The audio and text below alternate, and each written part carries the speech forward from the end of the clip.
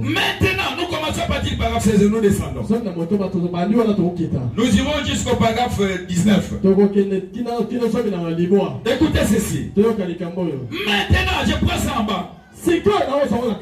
La dernière chose qui vient, c'est la mort qui vient. C'est la mort spirituelle. Amen. Oui, madame dit. Nombreux.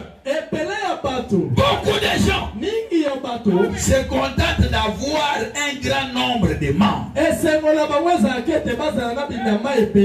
sans pour autant les amener à la nouvelle naissance. Est-ce que c'est la parole? Est-ce que c'est la vérité? Amen. Amen. Oh mon frère, j'ai la plus grande église. Il n'y a pas de problème. Mais combien sont entrés au ciel? Nous allons lire les prophètes. Et frère Madame dit, vous trouverez beaucoup de gens à l'église. Mais spirituellement, ils sont morts. Ce sont des gens qui sont là. Ils ne peuvent pas dire amen. C'est comme ce que nous avons vu au cours de la semaine. C'est comme quelqu'un on veut forcer à ce qu'il mange par la voie des sondes.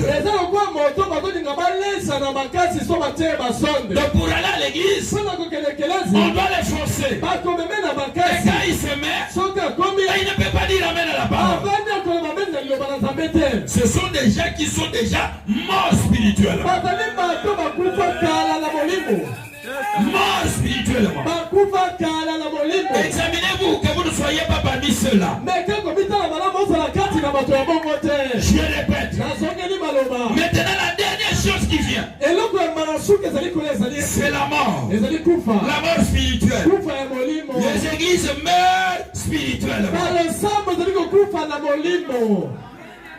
Alléluia. Les églises meurent spirituellement. Pourquoi? Car le pasteur n'est pas né de nouveau. Il ne peut pas parler de la nouvelle naissance. Parce que chacun ne donne que ce qu'il a. Est-ce que quelqu'un peut dire amen à cela? Oui. Même la ligne de prière. Il y en a qui n'organisent pas ça. Alors vous amenez les enfants de Dieu où?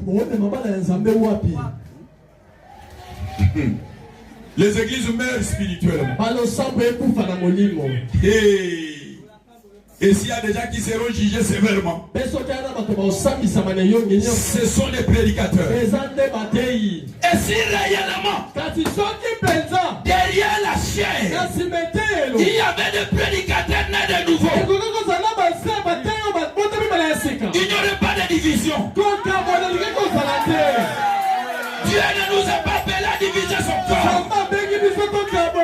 Dieu nous a appelés à les rassembler, à travailler pour l'édification et l'avancement du royaume.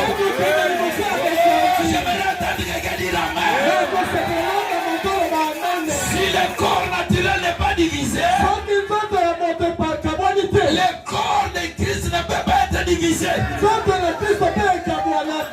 Est-ce que quelqu'un peut dire amen à cela? Mais aujourd'hui, c'est devenu un club. Un club d'une coutume. Un club d'une tribu. Un club d'une contrée. Car quelqu'un est dans l'erreur, aidez-la à se relever. Aidez-la à sortir de l'erreur. Dieu est dans sa parole. Amen. Dieu est dans sa parole. Est-ce que vous le croyez? Le corps de Christ divisé. Quelqu'un peut faire du n'importe quoi.